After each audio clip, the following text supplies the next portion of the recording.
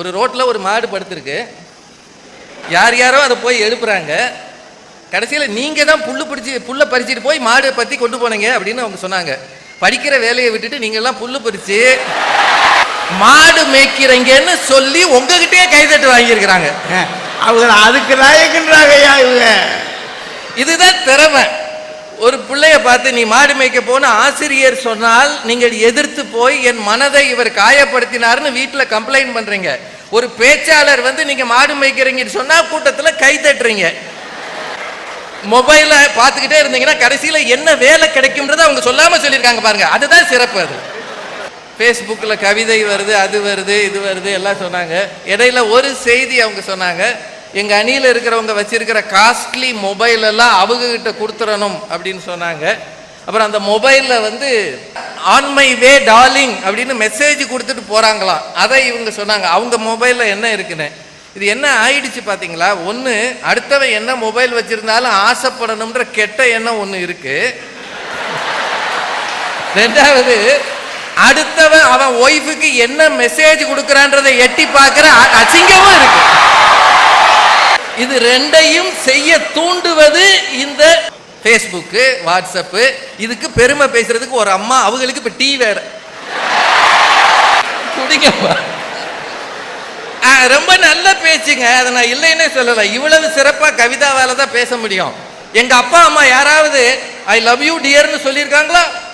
I love you அப்படின்னு எங்க அப்பா எங்க அம்மாவை பார்த்து சொல்லியிருக்காரா? சொன்னதே இல்லை. நானும் யோசிச்சு பார்க்குறேன், சொல்லலை. இது எதுவுமே சொல்லாம அவங்க 60 வருஷம் சேர்ந்து வாழ்ந்தார்கள். ஆனா இப்ப ஓயாம ஐ லவ் யூன்னு சொல்றவங்க 6 மாசத்துல டைவர்ஸ் வாங்குறாங்களே. எங்களுக்கு ஒரு ரிலாக்ஸேஷன் வேண்டாம்? நாங்க எப்ப எங்களை பார்த்து படி படின்னு சொல்றீங்களே, நாங்க எப்பதான் ரிலாக்ஸ் பண்றது? ஏதோ இவங்க இங்க +2 படிச்சு நொந்து போன மாதிரியும், அவங்க பையன் 9th படிச்சுக்கிட்டு இருக்கான். அவன் வந்து சொன்னான்னா அந்நேரம் அவங்கிட்ட போகும்போது ஒழுங்கா படிடா, டே படிடா. கொடுமை சரவணா. இது வச்சு செஞ்சிருவேன்றது ஹோம் ஒர்க்கை வந்து வீட்டில் வச்சு செய்யறதான். ஹோம் ஒர்க்கை ஸ்கூல்ல வச்சு செய்யறதான். அப்படின்னா என்ன அர்த்தம்? ஸ்கூல்ல வகுப்பு நடத்தும் போது டீச்சரை கவனிக்காம, பாடத்தை கேட்காம, சைடுல உட்காந்து எழுதுறது. அங்க அவங்க பார்க்க போறது yes ma'am, yes ma'am, yes ma'am. எத்தனை பேரையா கிளம்பியிருக்கீங்க இப்படி? சிந்து வெள்ளி பதக்கம் வாங்கினாங்க பாருங்க. கொடுமையா கொடுமையா. அவங்க கிட்ட மொபைல் கோபிச்சந்த் கொடுக்காதேன்ட்டாரு. அது கொடுத்திருந்தா அவங்க வந்து தங்கப்பதக்கம் வாங்கியிருப்பாங்களாம். இந்த ஒரு கண்டுபிடிப்புக்கு இவங்களுக்கு தங்கப்பதக்கம் கொடுக்கலாம்.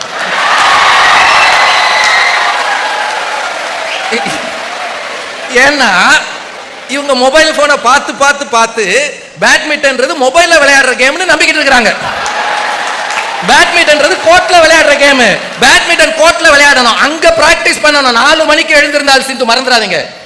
4 மணிக்கு எழுந்திருந்தால் சிந்து, கோபிச்சந்த் 3:30 மணிக்கு அங்க போய் உட்கார்ந்துருப்பான். அப்படிப்பட்ட கோச் இருந்ததால் அவள் வெள்ளி பதக்கம் வாங்கினாள், ஒரு மொபைல் இருந்ததால் அல்ல. தயவு செய்து தப்பா பேசாதீங்க. Every day he was ahead of her. Sivaji Ganesan cinema shooting போன மாதிரி சிந்து போகும் முன்னால் கோபிச்சந்த் இருந்தார். அதுதான் உண்மை. கோர்ட்ல போய் விளையாடணும், மொபைல பார்த்து விளையாடுறது அது கண்ணு தெரியாம போயிடும். இருக்கீங்க சின்ன பிள்ளைங்க என்ன வேணாலும் சொல்லி ஏமாத்திருந்தா? நல்ல பிள்ளைங்கம்மா. ஜல்லிக்கட்டுக்காக மெரினாவில் கூட்டம் சேர்த்தது வாட்ஸ்அப், ஃபேஸ்புக். உண்மை இல்லைன்னு சொல்லல. கடைசியில் அடி வாங்கும் போது மெரினாவில் வாங்கிய அடி, நல்லா யோசிங்க. நண்பர்களை கூட்ட முடிந்தது, கலைக்க முடியவில்லை. அடி வாங்கி ஒவ்வொருவனும் அந்த தெருவில் ஓடும் போது அவன் பெத்த தகப்பனும் தாயும் கண்ணீர் வடித்தார்கள். ஃபேஸ்புக் ஃப்ரெண்ட்ஸ் எல்லாம் மறந்துடாதீங்க. தெருவில் போய் அடி வாங்கினால் உன்னை பாதுகாப்பது, ஜாமீன் எடுப்பது பெற்ற தாயும் தந்தையும். சும்மா என்னத்தையாவது ஃபேஸ்புக்கில் கூட்டம் கூட்டினா, வாட்ஸ்அப்பில் கூட்டம் கூட்டினா, ஜல்லிக்கட்டுக்கு டப் ஸ்மாஷ்ல பேசிட்டா பெரிய சினிமாவுக்கு போனால, இதில் பேசி சினிமாவுக்கு போன மாதிரி இருக்கிறார்கள். இதெல்லாம் சொல்லி நிறைய பேசியிருக்கிறாங்க. அருள் பிரகாஷ் நான் ஒன்றுமே சொல்ல முடியாது. ஏன்னா எல்ஐசி பில்டிங்கை தள்ளுனவங்களே இவர் பார்த்துக்கிட்டு இருந்திருக்கிறார். எவனோ 2 கிறுக்கு போய் சென்னைக்கு வந்து எல்ஐசி பில்டிங்கை தள்ளி இருக்கா, அதுவும் பேண்ட் சட்டை கழட்டி வச்சுட்டு. அவனை போய் ஒரு ஆள் வேலை இல்லாம பார்த்துட்டு வந்து பூமி நகருதுன்னு ஆகலாம். இது தப்பு இல்லை, அது அவருக்கு வேற வேலை இல்லை, அதை போய் பார்க்கிறாரு, அது போயிட்டு போகுது. அதுக்கு பிறகு முடிக்கும் போது என்ன சொன்னார் தெரியுமா? நாங்கள் எல்லாரும் அப்டேட்டட், அந்த அணி அவுடேட்டட். எது எல்ஐசி பில்டிங் தள்ளுறவன்லாம் அப்டேட்டடா, நாங்கெல்லாம் அவுடேட்டட். ஏப்பா எங்க இருந்து உள்ளங்கைக்குள் உலகம் இருக்கிறது அப்படின்னு ரொம்ப அருமையா சொன்னார்.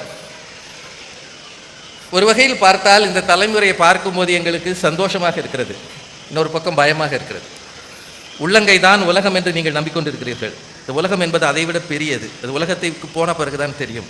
இந்த மொபைலில் அவர் ஒன்று சொன்னார், அப்பா அம்மா சொல்லாததை, ஆசிரியர் சொல்லாததை, கேட்ட உடனே கொடுக்காததை எல்லாம் மொபைல் வலைத்தளங்கள் கொடுக்கும். நீங்கள் உடனே பெருசாக கைதட்டினீங்க. அதெல்லாம் யோசிக்கங்க தம்பி தங்கைகளே. அப்பா அம்மாவுக்கும் ஆசிரியருக்கும் ஒருவேளை நீங்கள் திருப்பி திருப்பி கேட்டால் சலிப்பு வரும், நான் அதை இல்லை என்று மறுக்க மாட்டேன். ஆனால் அப்பா அம்மாவும் ஆசிரியரும் நீங்கள் எதை கேட்டாலும் கொடுக்க மாட்டார்கள். உங்களுக்கு எது தேவையோ அதை மட்டும்தான் கொடுப்பார்கள். நீங்கள் கெட்டு போவதற்கான வழியை ஒரு நாளும் உன் பெற்றோர் தரவே மாட்டார்கள், ஆசிரியர் தரவே மாட்டார்கள். ஆனால் கூகுள்ல எதை கேட்டாலும் தரும். எப்படி எல்லாம் தற்கொலை செய்து கொள்வது என்று வழி கேட்டாலும் தரும். இதுக்கு பேர் இது அப்பா அம்மாவோட பெருசா தம்பி? இன்றைக்கு இருக்கிற நெருக்கடிகளை பற்றி ஒரு ஆய்வு. ஸ்மார்ட் போன் வைத்திருக்கிறவர்கள் ஆவரேஜாக ஒரு நாளைக்கு அதை எத்தனை முறை தொடுகிறார்கள் தடவுகிறார்கள்ன்றது உலக அளவில் ஒரு ஆய்வு. அமெரிக்காவில் சொல்லியிருக்கிறாங்க, ஒரு நாளைக்கு 2000 முறை ஆவரேஜா 2000 times they are touching that smart phone. இப்படி தடவி தடவி பார்க்குறேன் 2000 முறை. இது எல்லாத்தையும் விட எனக்கு வருத்தம், இப்போ இவங்க பேசினதுல மாணவரின் கல்வி முன்னேற்றத்திற்கு அது எப்படி உதவுச்சு அப்படின்னு கவிதா மேடமும் சொல்லலை. உங்களுக்கு சப்போர்ட்டிவாக பேசுகிற மாதிரி சொல்லிட்டாங்க. உங்க எல்லாருக்கும் ஒன்று மட்டும் தெரிஞ்சுக்கங்க, கவனச்சிதறல் இல்லாமல் ஒரு விஷயத்தை எவ்வளவு நேரம் நீங்கள் கூர்ந்து கவனிக்க முடியும், இதில் தான் உங்கள் கல்வி இருக்கிறது, மறந்துடாதீங்க. ரிட்டென்ஷன் பீரியட்னு அதை சொல்லுவாங்க ஆங்கிலத்தில். ஒரு காலத்தில் எங்கள் தலைமுறை காலத்தில், எங்களுக்கு முன்னாடி ஐயா மாதிரி இருக்கிறவங்க காலத்தில் இந்த ரிட்டென்ஷன் டைம் 45 நிமிடம் இருந்ததாம். ஒரு விஷயத்தை அப்படியே கூர்ந்து கவனிக்கிறது, வேற எங்கேயும் மனசு போகாம பார்த்துக்கிறது. அதனால தான் ஒரு பீரியடை 45 நிமிஷமா வச்சாங்க, 45 minutes ஃபார் அ பீரியட். அது முடிஞ்ச உடனே தமிழ் மாறும், கணக்கு மாறும், அறிவியல் மாறும். ஆனால் இன்றைக்கு வலைத்தளங்கள் வாட்ஸ்அப்லாம் வந்த பிறகு, கையில மொபைல் வந்த பிறகு, இன்றைக்கு ரிட்டென்ஷன் டைம் எவ்வளவு தெரியுமா? 7 செகண்ட். வெறும் 7 செகண்ட். இதான் பகீர்ன்ற ஒரு உண்மை. இந்த தலைமுறையில் நீங்கள் இருக்கிறீர்கள். உங்களை பார்த்து நான் சந்தோஷப்படுறதா வருத்தப்படுறதா? உங்கள் பிள்ளைகளுக்கு தைரியமாக இத்தனை வசதிகளோடு வாட்ஸ்அப், ஃபேஸ்புக், வலைத்தளம் இது எல்லாத்தையும் இந்த நெட் கனெக்டிவிட்டியோடு இந்த மாணவ பருவத்தில் தருவீர்களா? நேர்மையா சொல்லணும். டெக்னாலஜி சரியில்லைன்னா பாருங்க, ஒரு பட்டிமன்றம் நடத்துறது கூட கஷ்டம். நம் வாழ்க்கை தொழில்நுட்பத்தை நம்பி இருக்கிறது. என்னவோ தெரியல, இன்றைக்கு பட்டிமன்றத்தில் ராஜா சாருக்கு ரொம்ப கோவம், பயங்கரமா கோவம். கவிதா என்ன சொன்னாங்க? ஒரு தெருவில் பசுமாடு உட்கார்ந்துருக்கு, அடுத்து கிடக்கு. ஏகப்பட்ட பேரு பசுமாட்டை கலப்ப முயற்சி பண்ணாங்க, எல்லாரும் தோத்து பண்ணாங்க. இந்த பள்ளியில படிக்கிற ஒரு மாணவன், ஒரு புத்திசாலி, ஒரு 2 புல்ல பிடிச்சு அந்த பசு முன்னாடி காமிச்சா அது நகர்ந்துரும்னு அவனுக்கு தெரிஞ்ச அளவு அவன் புத்திசாலி. இவ்வளவுதானே கவிதா சொன்னது. அந்த பையன் பெர்மனண்டா மாடு மேய்க்க போறான்னு அவங்க சொன்னாங்க. அவன் பள்ளிக்கூடத்துக்கு போகாம மாட்டை எழுதுகிட்டே தெரிஞ்சிருக்கான். அந்த ஒரு நிமிஷம் அது ஓரமா போன உடனே புல்ல தூக்கி போட்டுட்டு அவன் பிசிக்ஸ் கிளாஸ்ல வந்து உட்கார்ந்துருக்கான். அவன் சார், டெக்னாலஜியோட நீங்க கை குலுக்கலன்னா இந்த உலகத்துல இனிமே சிரிக்கவே முடியாது. அதைத்தான் சிம்பாலிக்கா இந்த போர்டு உங்களுக்கு சொல்லுது. சார், சேஷாத்ரி சென்னையில இருந்து பட்டிமன்றத்துக்கு வராரு, பஸ்லயோ எதிரியோ வந்திருக்காரு. கவிதா மதுரையில இருந்து இந்த பட்டிமன்றத்துக்கு வேலூருக்கு வந்திருக்காங்க. சேஷாத்ரியோட அவர் அங்க உட்கார்ந்துருக்காரு, கவிதா இங்க உட்கார்ந்துருக்காங்க. சேஷாத்ரியோட போன்ல அவர் மனைவிக்கு அவர் என்ன அனுப்பிச்சாருன்னு கவிதாவால எட்டி பார்க்க முடியுமா? ஒரு ஊகத்துக்கு சொன்னா உடும்பு மாதிரி அதை பிடிச்சுக்கிட்டு எப்படி நீங்கள் இன்னொருவருடைய செல்போன்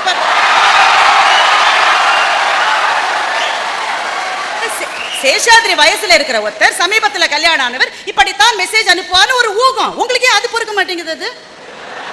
அத கவிதா சொல்ல வந்தாக்க, எங்களுக்கு நல்ல போன் இருப்பதை பார்த்து கவிதாவுக்கு பொறாமை. உங்களுக்காவது நல்ல போன் இருக்கிறதுக்காக தான் கவிதாவுக்கு பொறாமை. கவிதாவுக்கு டீ வந்தாலே உங்களுக்கு பொறாமை வருது. ரொம்ப நல்லவங்க யாருன்றத மாணவர்களை நீங்க தெரிஞ்சுக்கணும். இந்த பட்டிமன்றத்தில் தமிழ்நாட்டினுடைய மிக முக்கியமான ஒரு பிரச்சனை அலசி ஆராயப்பட்டது. என்னன்னா, வெச்சு செஞ்சிருதுன்னா என்ன என்கிற மகத்தான பிரச்சனை. ஓவராலாம் பில்டப் பண்ணாதீங்க.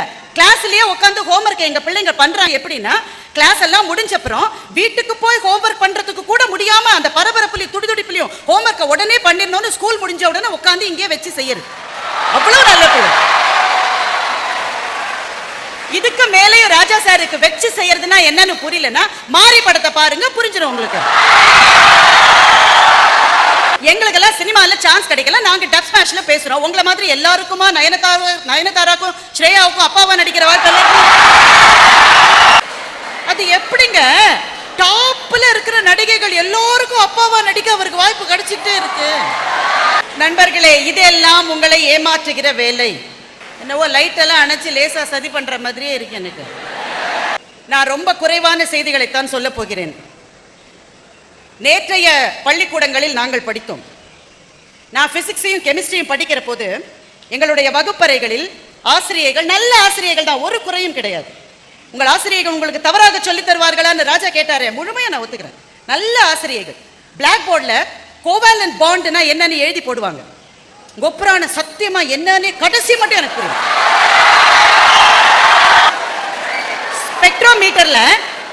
ஸ்பெக்ட்ரோமீட்டர்ல எப்படி வருகிற ஒரு ஒளி பிம்பம் அந்த 7 நிறங்களாக பளிச்சுன்னு மின்னுவது என்பதை எங்கள் ஆசிரியை கஷ்டப்பட்டு போர்டுல வரைஞ்சு எங்களுக்கு சொல்லி கொடுத்தாங்க. எங்களுக்கு புரியல, ஆனாலும் நாங்கள் படித்தோம். எப்படி? மனப்பாடம் செய்து நாங்கள் படித்தோம். ஆனால் இன்றைக்கு உங்களில் யாருக்காவது வகுப்பு நடத்துகிற போது கோவாலன்ட் பாண்ட் என்பதை எப்படி பார்ப்பது புரியலன்னு தோணுச்சுன்னா, உங்களுக்கு ஸ்மார்ட் கிளாஸ் ரூம் இருக்கு, அங்கே இருக்கிற திரையில் உங்களால் அதை பார்க்க முடியும். நேற்றைய கல்வி முழுக்க முழுக்க மனப்பாட கல்வி. என்னால எதையுமே விஷுவலைஸ் பண்ண முடியாது. எங்க ஆசிரியர் சொல்லுவதை அப்படியே நான் மனப்பாடம் செய்து அதை என்னுடைய தாளிலே வாங்கி எடுத்து தான் நான் என் மதிப்பெண்களை வாங்கினேன். இன்றைய கல்வி அடுத்த கட்டத்துக்கு உயர்ந்திருக்கிறது என்றால் அது நம்முடைய சாதனங்கள் நமக்கு தந்த வரம் என்று நான் சொல்லுகின்றேன்.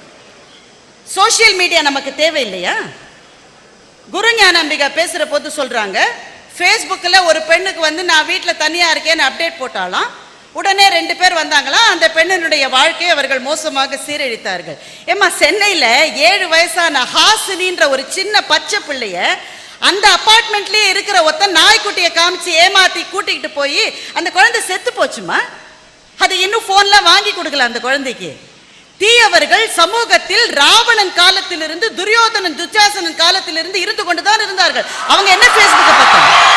உங்களை மாதிரி பிளஸ் 2ல நாங்க படிக்கிற போது எல்லாருக்கும் ஒரு பயம் என்ன தெரியுமா? அடுத்த வருஷம் இதே நாள் இதே நேரம் உங்களுடைய மிக மிக மிக மிக நெருக்கமான நண்பன் அல்லது மிக மிக நெருக்கமான தோழி எங்க இருப்பா தெரியாது உங்களுக்கு.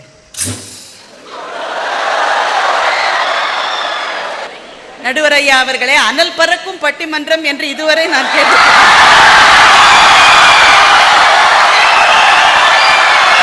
மிகப்பெரிய கவலை, அடுத்த வருஷம் அவன் எங்க இருப்பான்னு தெரியாது. உங்களுடைய ரொம்ப பெஸ்ட் ஃப்ரெண்ட் அவன் எங்க இருப்பான்னு தெரியாது. வேலூர்லயே இருக்க போறீங்களா, சென்னைக்கு போறீங்களா, பாம்பேவா, அமெரிக்காவா, சிங்கப்பூரா, எதுவுமே தெரியாது. நாங்க பிளஸ் 2ல படிச்ச போது இந்த கவலை எங்களை வருத்தியது. ஆனால் கடைசி நாள் ஃபேர்வெல்லில் பிரிந்து போன எங்களுக்கு திரும்பவும் நாங்கள் கூடுவது என்பது நடக்கவே இல்லை. வாழ்க்கை எங்களை பிரித்து போட்டது, எங்கெங்கோ தூவி போட்டது. ஆனால் உங்களுக்கு அந்த பயம் இல்லை. ஏன் தெரியுமா? எப்போதும் நீங்கள் வாட்ஸ்அப் குரூப்லயோ ஃபேஸ்புக்லயோ கனெக்டடா சமூக வலைத்தளங்கள் நமக்கு கொடுத்திருக்கிற மாபெரும் கொடை என்ன தெரியுமா? என்னுடைய நெருங்கிய நட்பை, என்னுடைய உறவை இழக்காமல் இருக்கிற வாழ்க்கையை பற்றிய நம்பிக்கையை சமூக வலைத்தளம் எனக்கு கொடுத்திருக்கிறது. நான் ஒரே ஒரு விஷயத்தை சொல்லி முடிச்சுக்கிறேன். 1981 யாழ்ப்பாணத்திலே மிகப்பெரிய மனித சோகம் நடந்தது. 10 மணி நேரம் கொடுத்து அத்தனை பேரும் இந்த ஊரை விட்டு காலி பண்ணிட்டு போங்கன்னு சொன்னாங்க. கையில கிடைச்சது தூக்கிட்டு பெண்டு பிள்ளைகளோடு ஒரு சின்ன பாலத்தின் வழியாக அங்கே இருந்த 10 லட்சம் மக்களும் அகதி போல வெளியேறினார்கள். நார்வேக்கு போனாங்க, ஸ்வீடனுக்கு போனாங்க, கனடாக்கு போனாங்க, ஆஸ்திரேலியாவுக்கு போனாங்க. எங்க சித்தப்பா எங்க இருக்காருன்னு தெரியல. கவலைப்பட்டவர்கள் அத்தனை பேரும் இன்றைக்கு ஃபேஸ்புக்கின் மூலமாக இணைந்திருக்கிறார்கள். அவர்களுடைய உறவுகள் திரும்பவும் கட்டமைக்கப்பட்டு சின்ன பாலத்தின் வழியாக அங்கே இருந்த 10 லட்சம் மக்களும் அகதி போல வெளியேறினார்கள். நார்வேக்கு போனாங்க, ஸ்வீடனுக்கு போனாங்க, கனடாக்கு போனாங்க, ஆஸ்திரேலியாவுக்கு போனாங்க. எங்க சித்தப்பா எங்க இருக்காருன்னு தெரியல. எங்க மாமா உயிரோட இருக்காருன்னு எனக்கு புரியல. என் பக்கத்து வீட்டிலே இருந்த என் ஃப்ரெண்டு என்னன்னு தெரியல. கவலைப்பட்டவர்கள் அத்தனை பேரும் இன்றைக்கு ஃபேஸ்புக்கின் மூலமாக இணைந்திருக்கிறார்கள். அவர்களுடைய உறவுகள் திரும்பவும் கட்டமைக்கப்பட்டு இருக்கிறது. இணையம் எவ்வளவு முக்கியம் தெரியுமா? இணையம் இல்லாமல் உங்கள் ஆராய்ச்சியில் ஒரு அடி கூட உங்களால் இனிமேல் எடுத்து வைத்து விட முடியாது. ஏற்கனவே ஒருவன் கண்டுபிடித்ததை திரும்ப கண்டுபிடிக்கிற அந்த பரிதாபம் உங்களில் ஒருவருக்கும் நடக்காது என்றால் இணையம் தான் அதற்கு காரணம். நாங்கள் வாழ்ந்த உலகம் வேறு. நாளைக்கு நீங்கள் எதிர்காலம் என்கின்ற உலகுக்கு போகிற போது எங்களில் யாரும் உங்கள் கூட வர முடியாது. உங்கள் கூட வரப்போவது 2 விஷயங்கள். ஒன்று, உங்கள் பெற்றோரும் உங்கள் பள்ளியும் உங்களுக்கு கொடுத்த விழுமியங்கள் உங்கள் கூட வரும். அந்த எதிர்காலம் என்ற உலகத்தில் நீங்கள் நாளைக்கு வாழ வேண்டும் என்று சொன்னால் தொழில்நுட்பத்தோடு சண்டை போடாத தைரியம் உங்களுக்கு வேண்டும். அந்த 3 பேரும் பேசுவதை கேட்டு குழம்பி போய் தொழில்நுட்பத்தை நீங்கள் கைவிட்டால் எதிர்காலம் என்கிற உலகத்தில் நீங்கள் அனாதையாக தன்னந்தனியாக நிற்பீர்கள். இணையமும் இணையதளமும் சோசியல் மீடியாக்களும் அந்த உலகத்தில் உங்களை என்றென்றும் மகிழ்ச்சியோடு வாழ வைக்கும். நாளைய இந்தியாவின் ஒப்பற்ற விஞ்ஞானிகளை உருவாக்கும் என்று சொல்லி நல்ல வாய்ப்புக்கு நன்றி பாராட்டி முடிக்கும்.